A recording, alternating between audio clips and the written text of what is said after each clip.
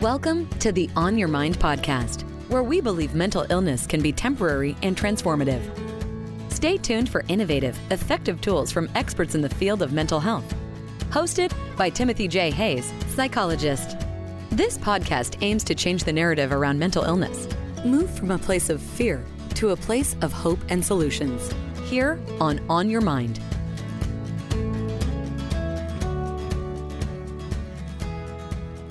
My next guest is L. Richard Bruursema. Richard is founder and CEO of Insight Neurosystems, which markets and provides support for health professionals using the BAUD. The BAUD is the BioAcoustical Utilization Device. Richard trains and supports psychologists, physical therapists, chiropractors, and doctors worldwide in applying the device clinically, and has spearheaded research activities and experimental applications of acoustical neuromodulation to many chronic problems such as Parkinson's, Guillain-Barré, stroke, paralysis, chronic pain, and neurological disorders of all types. Mr. Bruursema has also initiated and consulted on fMRI and other brain imaging studies of acoustical neuromodulation therapy, and collected clinical data for a study presented at the 2010 conference of the International Society for Neurotherapy Research. He is the author of Resetting the Fear Switch in PTSD, a novel treatment using acoustical neuromodulation to modify memory reconsolidation. New technique shows promise as adjunct in chronic pain management, published in Practical Pain Management. Also an article titled Acoustical Neuromodulation for Chronic Pain Management, published in The Pain Practitioner. He's also authored the BAUD Therapist Manual. So Richard, welcome. Thank you for joining us today. Well, thanks for having me, Tim. I'm glad to be here. So how did you get involved in this, the BAUD? Well, sort of accidentally. I had actually owned and published a magazine, Kansas City Parent magazine, for some years, and just sold it. And I was helping another psychologist who had developed a product for parents with ADD children. And he asked me to fly down and speak with Dr. Frank Lawless with him as he was helping Frank with the project. And Frank, of course, is an expert in the field of ADD, ADHD, and he was providing some content for this fellow. Anyway, we met at his house down in Denton, Texas, and got to talking about things, and I explained a little bit about what I had discovered about marketing on the web through affiliate marketing, which this was quite some time ago. It wasn't quite as popular as it is today. Frank got excited, and he said, let me go get something. He went out into the car and dug around in the trunk of his car and came back in with this little gray device about the size of a transistor radio. This is actually the current version of it, the BAUD, for BioAcoustical Utilization Device. Well, Frank went on and on about all the things that he was seeing the BAUD do in his clinical use for it. He had developed it specifically for ADD, but he said, this thing can help people with depression and anxiety and overeating and addictions. And he went on and on and on. I kind of rolled my eyes and said, okay, that's a lot to swallow. I was really pretty skeptical. Well, he showed me how to use it, and he gave me one. He said, take it home and use it and tell me what you think later. So I did. I packed it away and took it home, didn't think too much about it for a few weeks. And then at one point I was having some emotional reactivity in my marriage, hot buttons getting pushed. I thought, let me give this thing a try. So I sat down and I tuned it in like he had instructed me and simply focused on the issue and generating those feelings for about 10 minutes, turned it off, the feelings were gone. I thought, this is really peculiar. I said, did he give me a post-hypnotic suggestion or whatever? So then throughout the next couple of days, those hot buttons continued to be pushed. And every time they did, I sat and I waited for that reaction to come, and it just didn't come. And I thought, this is very peculiar. It's like, what happened here? So then I started thinking there maybe is something to it, even though my logical mind said, how can sound affect the brain, in such a profound way? So then I enlisted my family, and then I enlisted my friends over the coming months to try it out, because we all have some kinds of issues that we just like to get rid of, whether it's nightly cravings or chronic pain. And one after the other, I kept getting reports that this thing is working. And they were just as surprised as I was. And so after about 6 months, and I'd been testing this thing intensely, and I really have a great big basket of things to test it on. I had a very dysfunctional childhood, lots of emotional things that I've learned to regulate over the years, but they're still there.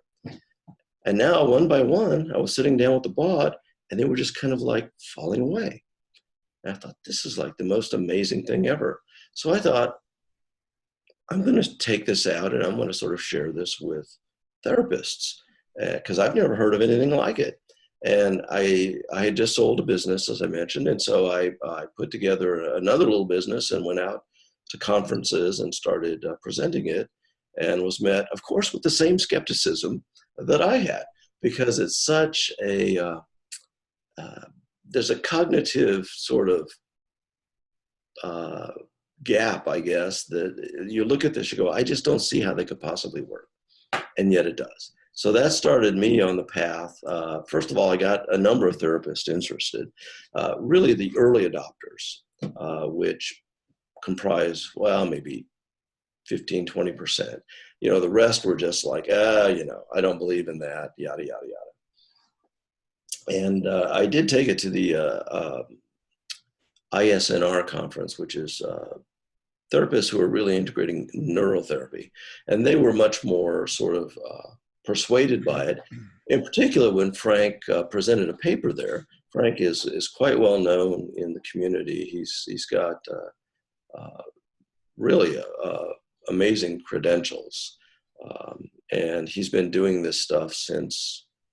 Really, he's been in practice with this since probably about the time I was born. He was in the 60s. He was like one of the first mind-body psychologists, and his work. He's served on the faculty of different universities, 5 different medical schools, specialized in pain psychology for a long time, which is kind of how he stumbled on the BAUD. But that was my introduction to it. I was really so taken with it, seeing its effect, and being just amazed that there was anything out there that could literally seemingly erase unwanted feelings. That I took it out there, and a number of therapists, of course, incorporated it into their practice, and I began to get feedback. And they're going, wow, this is amazing. How does it work? And the ones that were skeptical kept saying, well, how could it possibly work? I didn't have an answer for that. So really, this was in about 2007. And since that time, I've been sort of immersed in research and working with other therapists doing studies to try to actually figure out what's going on. And I think we have a pretty good handle on it right now. That the BAUD is working by disrupting the reconsolidation of memory circuits in the brain. And by memory, we have to sort of expand most people's concept of memory. We have historical memory, which is, yes, I remember what I did yesterday. And then there's implicit memory, in which the memory is of feelings, of sensations, it's really encoded in a whole different way. And it's those circuits, for example, that cause the problems with PTSD.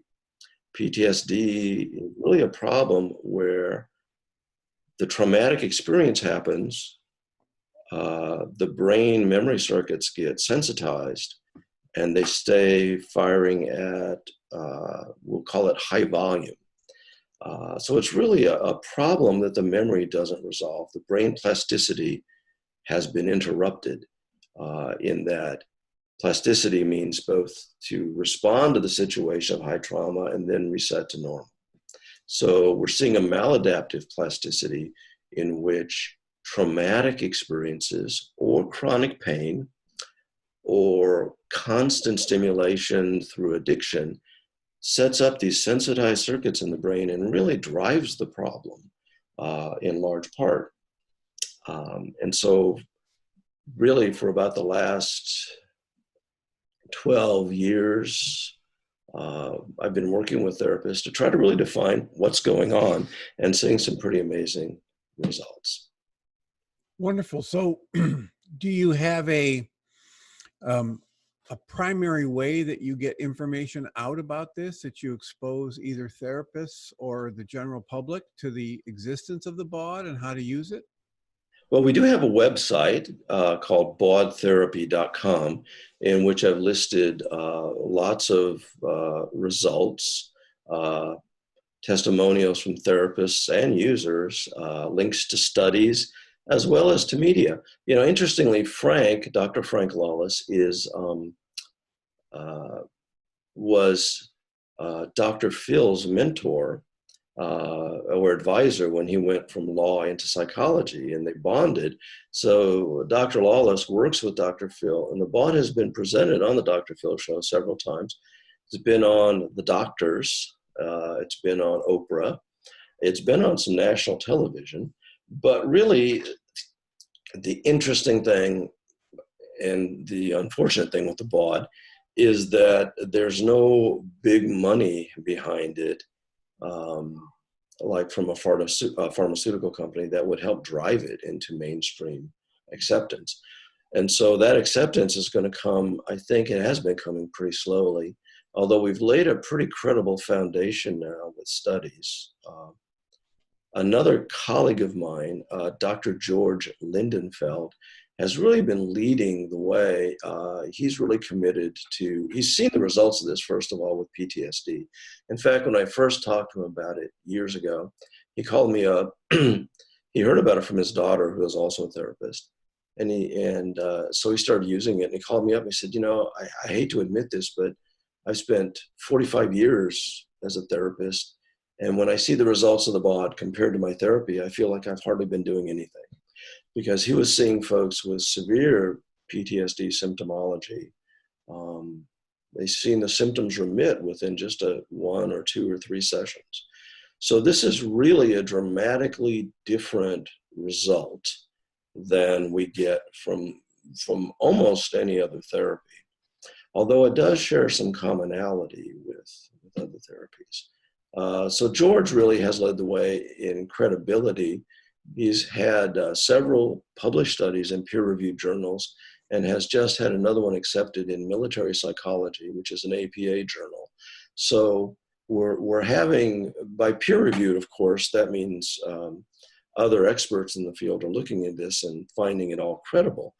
And part of the way we do that is that these studies are not only based on anecdotal evidence and self-reporting, but on accepted metrics like CAPS-5 studies and even brain imaging, where we can actually see dramatic shifts in brain function, particularly in those areas that affect PTSD.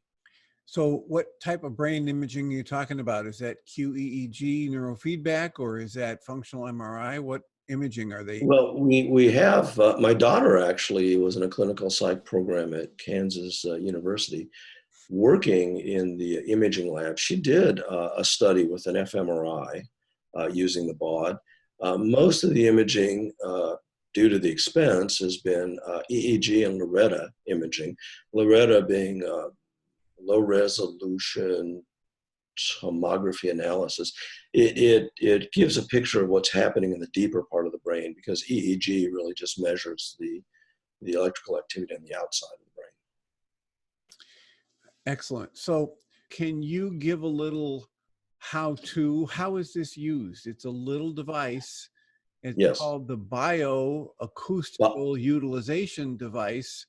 So how would you like to just introduce the audience to how it would be used by an individual? Sure. It's very simple. And that's part of the reason that I think acceptance has been lagging, because it's deceptively simple.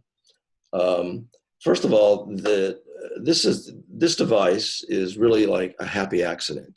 Dr. Lawless was looking for a device that would aid children with ADD, ADHD as an entrainment device to stimulate the brain in a certain way. And he did find that this was effective, but because he's an experimental sort of guy, he started seeing other results that were very interesting in how it worked with emotions and so forth. The way it's used is basically to set the two volume knobs, left and right volume for each ear. Then we have an activator knob, which sets a tone. And the user, for example, if they're feeling anxiety, would sit down. And if they're not feeling it, we would try to generate that. For example, I have someone with a spider phobia, think of a spider or look at a picture of a spider and actually stimulate the feeling, because only when the feeling is stimulated is that neural circuit firing. And what we know about brain plasticity right now is that only when the circuit is firing can it be modified. So the bottom line slogan is you have to feel it to heal it. And so while that anxiety is being felt, they will tune the activator frequency very slowly until they feel. Now, just to clarify, let me interrupt you and clarify. They put on a set of headphones that are plugged into the BAUD. Yes. And so they are hearing through the headphones a specific signal, and Yes. then they start tuning that signal. Yes. This is completely auditory, ordinary sound with two different tones, one in each ear. So it is a binaural device, but it's also a bit more. They will tune the activator frequency until they feel a slight stimulation of that anxiety. And so we found a frequency that helps to stimulate that circuit. And interestingly, by the way, how does sound stimulate a neural circuit? Well, it's converted into electrical signals within the auditory canal. And we know there's actually two routes that those signals take. One is to the auditory thalamus, conscious evaluation of a sound. So you hear, a rustling in the bush over there, and what is that? You consciously evaluate it. But the other is unconscious. Every sound we hear passes through the limbic system and is evaluated by the amygdala, which is the sentinel organ designed to perceive threat and create a fight or flight response. We know that because we could be sitting here and someone could throw a firecracker behind us and we would duck before we knew it was happening. The same is true of physical sensation. If we placed our hand on a hot stove, we'd pull it back before we realized and could consciously think it was hot, because that's an instinctive self-preservation response. So we know there's a direct line from the auditory canal to the amygdala, and that's what we're piggybacking on. This is a theoretical, but at this point, we've seen such dramatic change in the amygdala. We know we have a direct effect. The second, so there's two parts. You set the volume, you create the resonant tone, and then the user would slowly tune the disruptor. That's another tone which creates an actual beat. And when the pulse of that beat is close to the rhythm of the firing of that circuit, what they feel is that anxiety just drops like dramatically. So it's completely tuned by the user. Even though Frank Lawless in his clinic will use an EEG, and I was actually able to witness at one point how they would have the EEG hookup and we would see deficits in certain brain areas.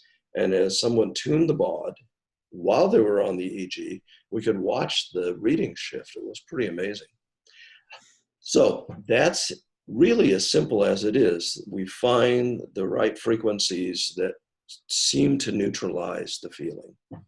And here we're using the brain as a monitor, which is a much better monitor than an EEG or anything else we have. I like to describe it as, the mental part of it, by the way, is for the user simply to focus on the feeling. Let's say it's a pain. They would simply focus their attention completely on it in a very non-reactive way and try to remain calm. So it's really like, the protocol is very much like mindfulness. with a little technological enhancement. But very simple to learn, very simple for most users to do on their own. What percentage of people that, if you have any statistics on this, what percentage of people that try the BAUD like it versus don't like it? Because I know certain people are very sensitive to sound and they Yes. reject the use of a device like that. Do you have any awareness of what the rates are for people rejecting it as a technique?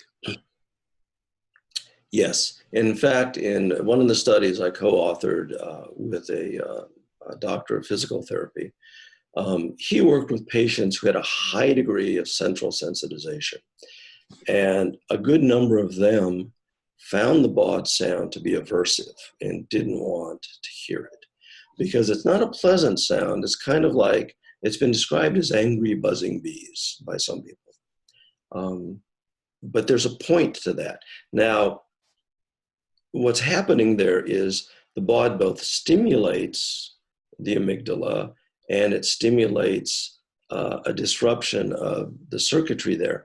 But in the stimulation of it, many people find that that's uncomfortable.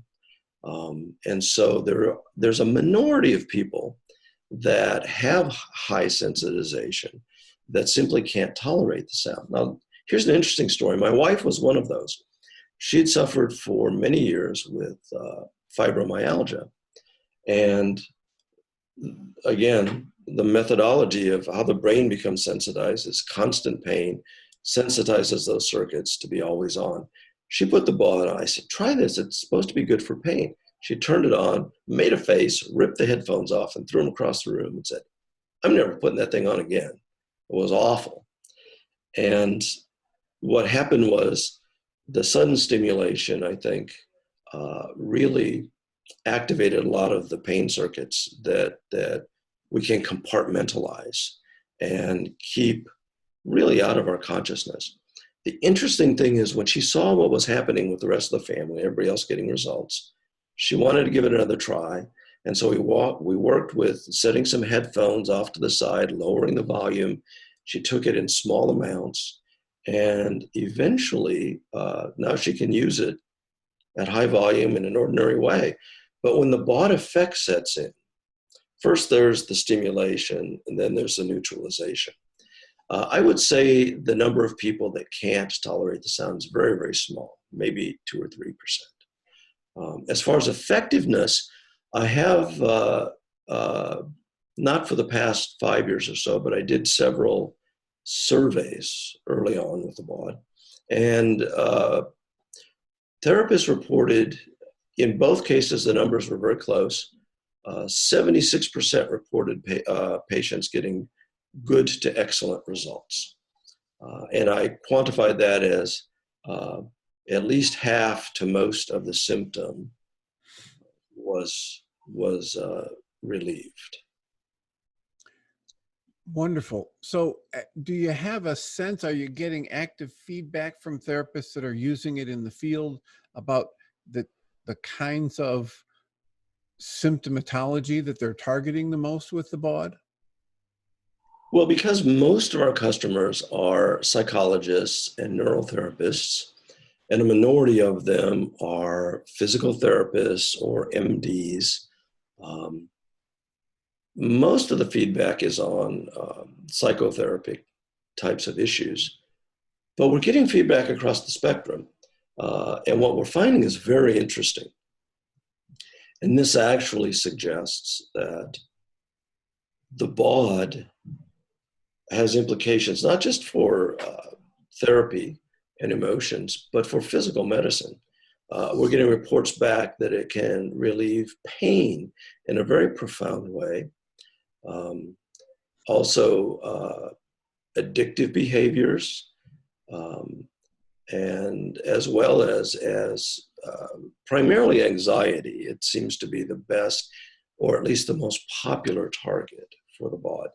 But we've also done, Tim, some experimental use of the BAUD because really it is so safe. It FDA approved, and it's really the side effects from this, the only thing we've ever heard would be maybe a slight headache or sometimes a little dizziness from the binaural effect.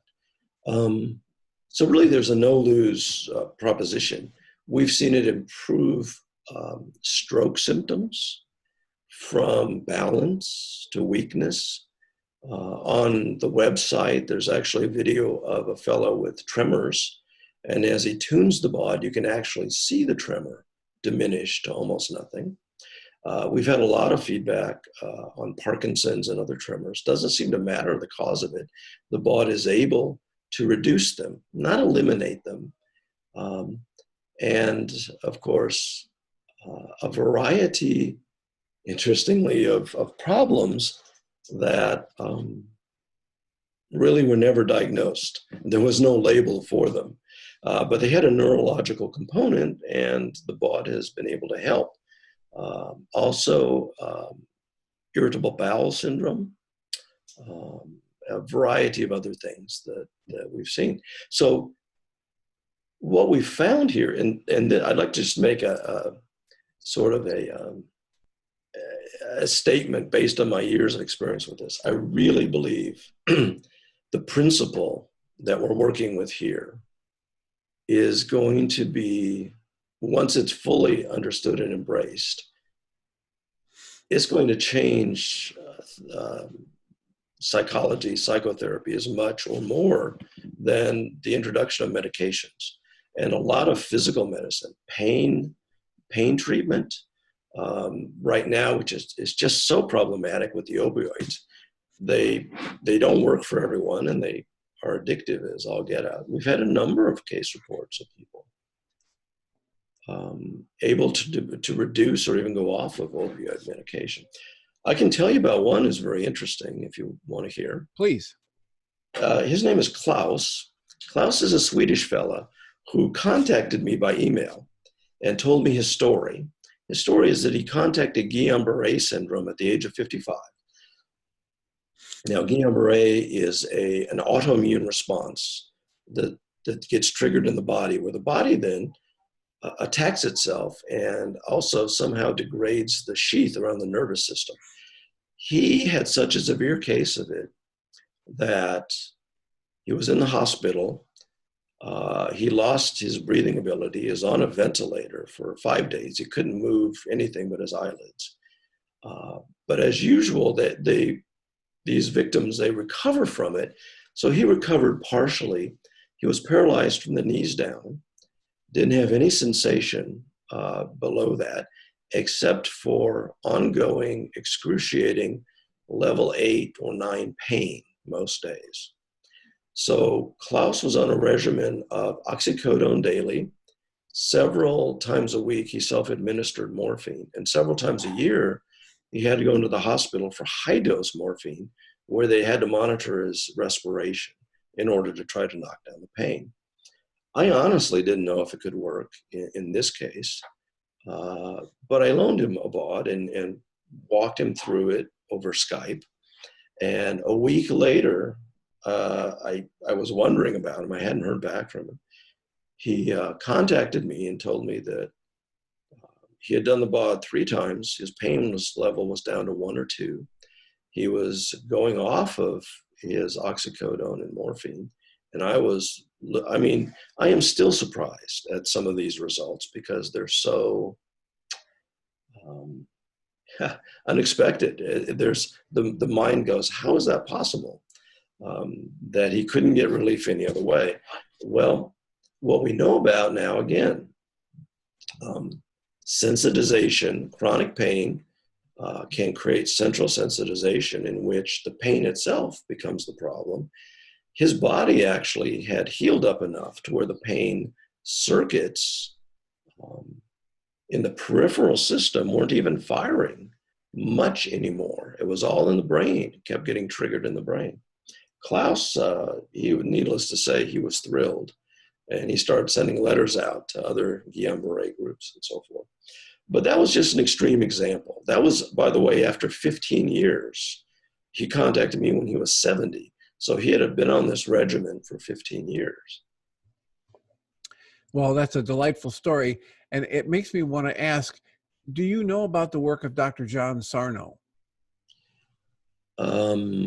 Possibly. So the work of Dr. John Sarno as a back surgeon who wanted to find out what was the most effective part of the surgeries that he did. And he did a study that had him look at the scans of a whole lot of people.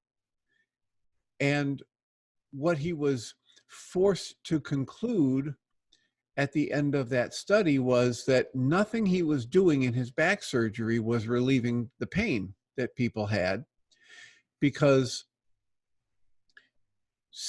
65% of the people that were in this study that had spinal scans with the CAT scans and the x-rays and the MRIs, they had the things that we would normally call curvature of the spine, bulging, ruptured, herniated discs, arthritis, bone spurs, pinched nerves, etc., evidence of previous fractures in vertebrae, etc. And only 35% of those people had any pain or discomfort. 65% of the people that had all that same stuff on their scans of their spines and their back had no restriction of motion and no pain. So he was forced to conclude that what's showing up on the scans is not responsible for the pain. And he started trying to research, so what is going on? And he discovered what he called tension myoneural syndrome, which means the mental, emotional body, the physical brain decides to get tight or tense because of some threat, or it lodges some traumatic energy in the body. And the muscle tension, or the small packets of muscles as they contract, restrict blood flow to tissue.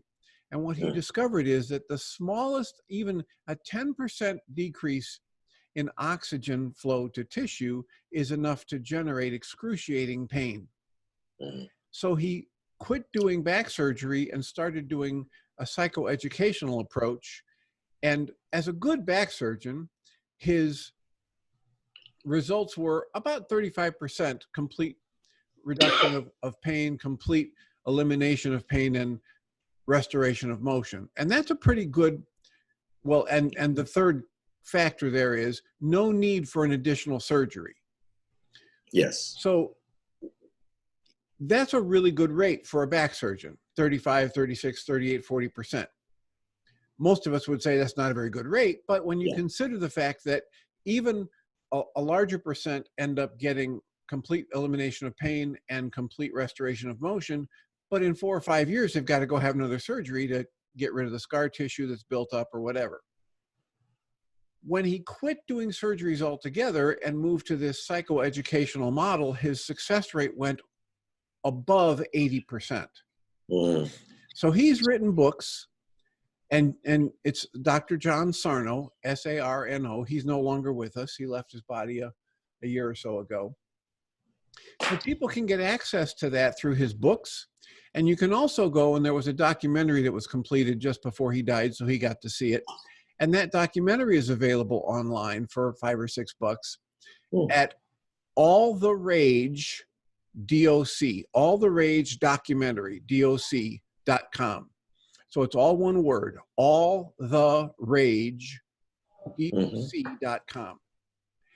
And my supposition is that when you're talking about memory reconsolidation, which is something I've read quite a bit about, beginning with depth-oriented brief therapy by Bruce Ecker and his wife Laurel Hulley. Yes. And then later, their next book, which was, it'll come to me, and now that's called coherence therapy. Yes. And they're doing tremendous studies with this memory reconsolidation. What they're talking about, what they've discovered is very much like what you said. I have to let myself feel the energy flowing through those physical and emotional circuits. And once I tap into that, it opens a window during which time reconsolidation of the memory, rewriting of the neural pathways contained in that memory is possible. Now, it's not enough to just have a reactivation of that neural pathway, as Yeah. anybody who's had traumatic flashbacks from post-traumatic stress disorder will tell you. You can have flashbacks for years and not have anything be resolved. Yeah. In the hands of a skilled therapist who knows about the process of trauma, who knows how to help someone avoid re-traumatization, Yes. tools, a variety of different techniques that can help you step into memory reconsolidation are what makes this possible. And I have found that the BAUD is one of those many tools. Yes, I agree. And in fact, many of the therapists we work with modalities like EMDR, for example, or EFT. And EMDR, I've seen it's beginning to be described as a memory reconsolidation therapy. We have these therapies that have worked. In fact, Dr. Joseph Ledoux, who's professor of neuroscience at New York University, is kind of the father of memory reconsolidation. Actually, his grad student, Karen Nader, came to him one day and said, let's see if we can erase memories in a rat. And he goes, oh, they've tried that. You can never do it. This was back really in the late 90s, where we thought the brain was hardwired. Once that's set in there, there's nothing you could do. Well, Karen Nader did an experiment where he was able to seemingly erase a pain memory in rats, or a fear memory, I'm sorry. And so that was amazing. So they repeated and repeated it. But Joseph Ledoux is actually described what you're saying, in that anytime a memory is reactivated, there's one of three things that can happen. It can stay the same, it can become stronger, the re-traumatizing that you mentioned, or it can become weaker. The question is, in cases of these pathological circuits, how do we weaken them? How do we get there? Coherence therapy is a talk therapy based on the memory reconsolidation model. So understanding what happens, they'll activate it, and then I believe try to switch the attention away to update. Let me just clarify that, because I'm very familiar with coherence therapy, and there are all kinds of things flooding, into me as a therapist and a clinical person. I want to say 17 different things now, so that people don't race off and re-traumatize themselves. There are books like The Body Remembers by Babette Rothschild, which is a really good book to be gentle with yourself, to do the kind of awareness that your wife had when she threw the headphones across the room, right? Instead of just trying to tough it out and keep it there, and then gradually come back in and desensitize. Yes. So what's happening in the coherence therapy model is they juxtapose one implicit emotional memory with another, because most of us function at a fairly high level, and then a traumatic memory will get triggered, and we will not function so well in one setting or another. And so when you go into coherence therapy, which is not just talk therapy, it's this experiential memory reconsolidation based process. You cannot simply talk about your traumas and have them go away. As you said earlier, you have to reactivate the feeling. You have to be helping the person experience it in a safe environment, and then alternate back and forth, or as they say in that work, juxtapose one felt truth, I'm okay, I've survived, I've made it to 65 years of age, with another deep implicit truth, I'm not okay, I'm in danger, life is threatening. And I alternate quickly back and forth between those once the deep emotional trauma has been activated, that window that you talked about is opened. Yes. And as I juxtapose these inner knowings within myself, I know both to be true and they're contradictory. The longer I hold them in conscious awareness, in that safe space, moving back and forth, the more the brain reconsolidates and says, oh, these can't both possibly be true. So what's the actual truth? And that shift happens, the rewriting in the neural plasticity, et cetera. So I just wanted to specify a couple things there. One is, be gentle with yourself. if you've had serious trauma and you're considering looking into the BAUD, I strongly recommend that you do it with the coaching of a therapist who's well versed in the processes of trauma and its resolution from a very gentle, effective approach. And I think the BAUD is one of the most powerful tools to be added in the arsenal, along with the emotional freedom technique that you mentioned, and EMDR, and some people use the energetic synchronization technique, which is another mind-body energy process. So just wanted to put that in there as we're talking about how this device is available for individuals to use. Yes. Well, and thanks for clarifying that, Tim. We always instruct BAUD users, if your problem is clinical level, and by that I mean it's not, say, mild anxiety or overeating or wanting to quit smoking. I mean, those are problems people can tackle on their own with the BAUD easily. If you have bipolar disorder, I mean, if you're having schizophrenic, I mean, if you've got a serious problem, you absolutely, even PTSD, particularly complex PTSD, you will want an experienced and expert therapist to guide you in this process. Interestingly, Joseph Ledoux, I think part of what we're discovering here, when you named all the modalities that are memory-oriented modalities, another one, which is actually drug-centered, propranolol, is a beta blocker that medical science is experimenting with for PTSD. It actually chemically inhibits the reconsolidation of neural pathways. So they administer this to veterans and then have them relive and talk about their experience. And so in many ways, the model is the same. We're looking to really change those circuits back to normal function. And just one little aside, Joseph Ledoux that I mentioned earlier made the interesting observation that he thinks all talk therapy is really memory reconsolidation therapy. And that one of the ways that's obvious is because you said you can't just talk about these and expect change. Well, what's one of the most common phrases that a therapist will ask their patient? How do you feel about that? And what they're saying is activate the emotional circuit so that we can maybe modify that and change that. So I think in some ways, what we're doing now is looking at what has worked and trying to decide how it's worked.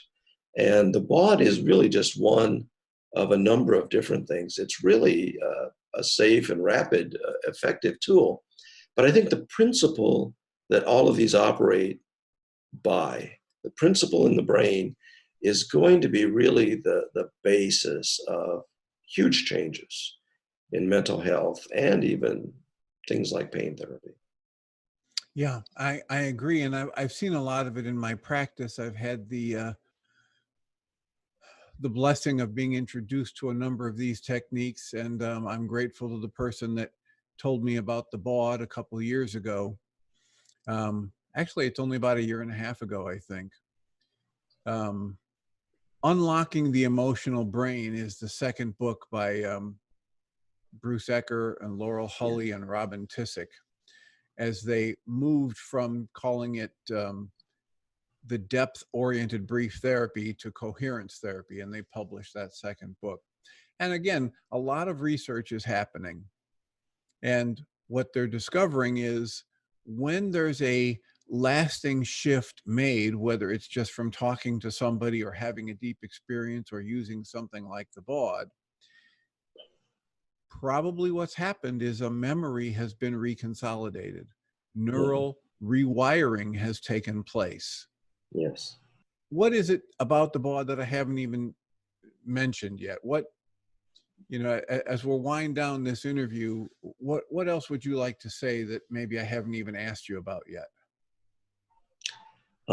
Well, I think we've covered a good part of it. I mean, there are many case studies that are very interesting, and that again, they suggest that what we know about things like stroke and even paralysis is not complete yet.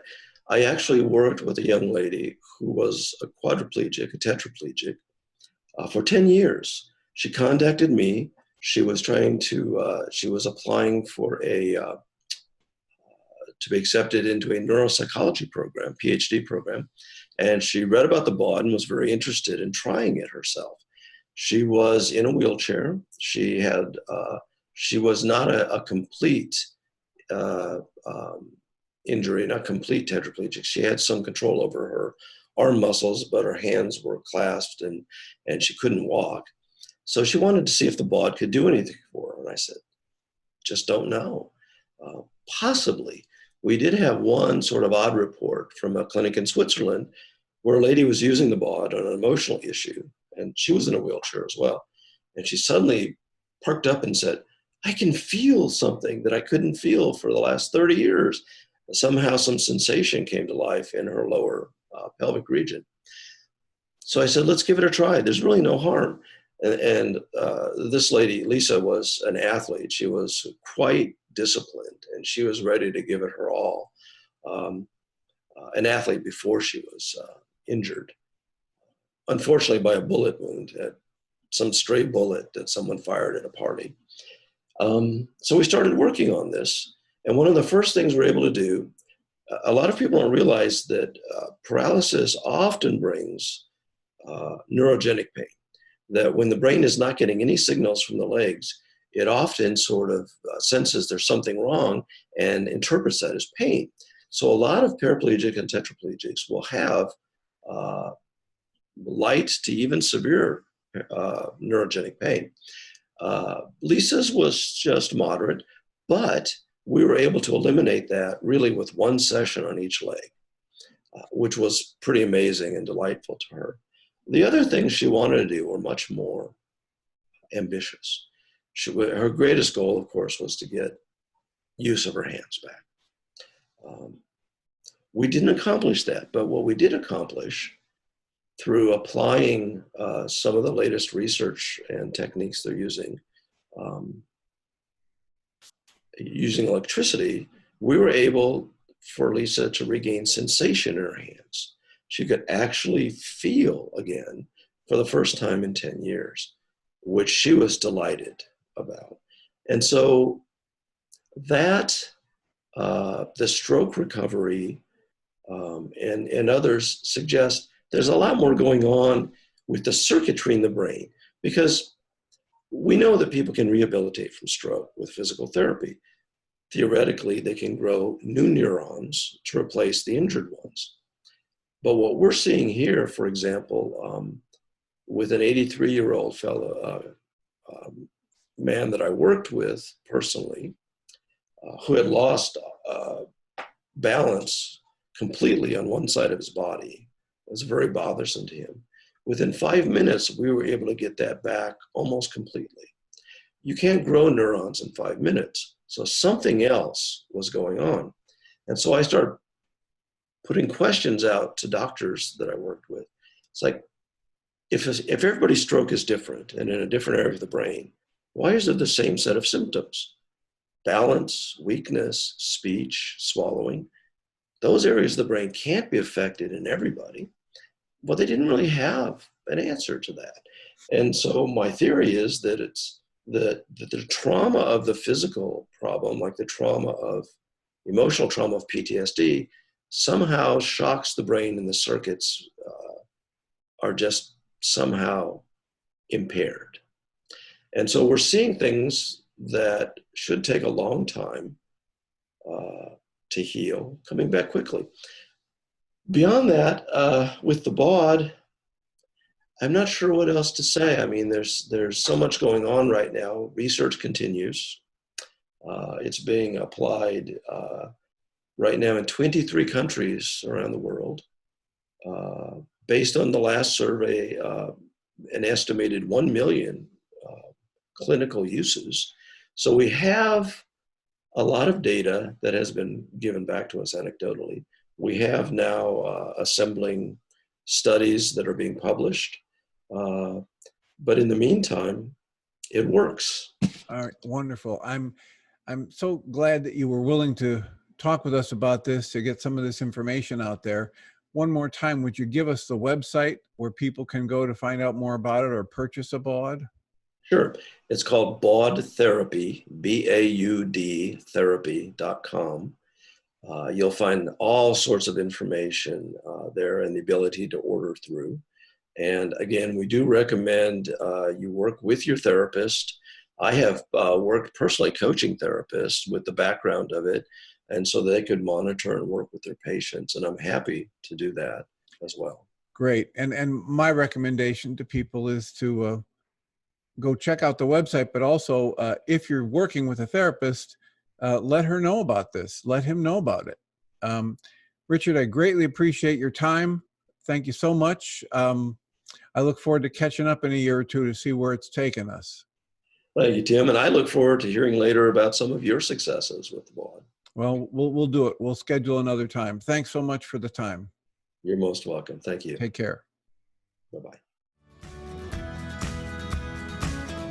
You've been listening to the On Your Mind podcast, offered by Journey's Dream, where we support people through mental health challenges to a place of true and lasting well-being. If you love our show, we invite you to visit onyourmindpodcast.org to join the conversation, access the show notes, and discover our helpful resources. Thank you for listening.